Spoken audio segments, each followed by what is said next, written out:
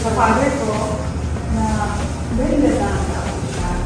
Una po, since kung nabubuhay siya, makinabangan po siya ng tao kung buhay ko siya. Ngunit po gusto ni padagos ang pagiging makinabang niya. Nagpapalay po kami mga program po na kung pwede, ma-eliminate me sa mga order na pwede po makinabangan para po makatabang ng magyari sa tawa, mayo na siya. Gusto niyo may padagos si pagiging makinabang niya. Kung ngunit po gusto niyo magpatabang, kung sino po kami pwede mag-journey, gusto niyo po kung sino po pwede maka-order. Sige ma'am, naiintindihan ko po ang sentiment ko. Confirm ko lang po ang pasyente ko dito si Mr. Hernandez. Bali ma-approve po ako sa TOPS. Iba po kinabigay sa BNC, yung Transplantation and Organ Procurement Services Office. So, sino po ang makakatabang para mag-explain sa inyo kung regarding po dyan sa organ donation? Ako na lang po si Dad, i-refer po. Salamat po. Please! Hello, this is Tapsan Case with Dr. Good afternoon po, sir. Sa Trauma and Burns po, ini Nurse Lee. Iba po, sir, nag-isang po yung relative. Willing the affecting mag-donate, ay i-donate ang organs ng pasyente ninda since nakaulay namin na po sinakang doktor na brain dead na po ang pasyente. Then, naiintindihan naman na po nila ang condition ng pasyente. Okay, so ma'am, ano pa na ito ang papasyente and low na ito? Patient Valdez, Natoy, room 712. Okay, ma'am. Thank you, sir. Good afternoon po, ma'am. Good afternoon, sir. Ako po pala ma'am si Ed, transplant coordinator ng institution. And yung po kami assess po sa inyo pa siya fully pwede po siya kasi yung nagkaroon pa naman kung nabubuhay si Nantoy, kamusta po siya?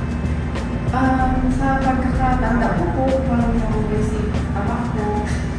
Matinabang po talaga siyang maray. Dawa po si mga pagkakarain ni mga mayo-mayo, dawa. Dios man po sa kami. Willing po siya magtamang. Ngunyan po, gusto niyo ipadasa ang agad na ugali siya sa mga. So, magkakaroon po kita rin may comprehensive assessment sa pasyente ko kung magiging viable ko po kasi pag-donate sa iyo ng mga organs. Ngunyan po, nakabot lang po kung nakabot ko ano ba mga sa iyo mga hilig or ability po sa iyo pasyente kung isa po kami may bilhin ko o hindi po kung ano ba mga po na hihiyong sa pasyente. Sa pagkakatanda ko po, buhay na siya, nakaka-uwi ko siya dito sa paket ng sigarilyo. Sa pag-inuman po, bira man po siya mahilig minsan po pag may okasyon sa kalampinan. Since po po kayo na, ma'am, maabot po ako sa doktor, ma-examine ko pa ang sa inyong pasyente para pumalaman ako, pwede po naman. Ano pa, nabalik na lang po ako dito para nabalik sa inyo kung ano pa ang sabihin na nagiging ano pa. Sige po, salamat sir. Good afternoon po. Ako po pala ito si Ed, tapos po kami ganun sa ano. So ngayon po, nagpapasalamat po kami sa inyo, muli po sa inyong pamilya. Ito na ang organs na sa inyong pasyente. Kasi pasyente rin po. So, kundi po ma'am, i-pay po alam po sa inyo, kundi po siya na kundi galing po sa pasyente po ninyo, padapan na po kompensasyon, hindi na po pwedeng makuha ang sa inyo ng mga organs. Pero po kami papasalamat po kami sa inyo na willing po kami i-donate ang organ ng sa inyong pasyente. Kundi po, sana po, sa dahol ng pamilya na araw na po sa inyo. May man po kayo ng ibang gustong mangyari,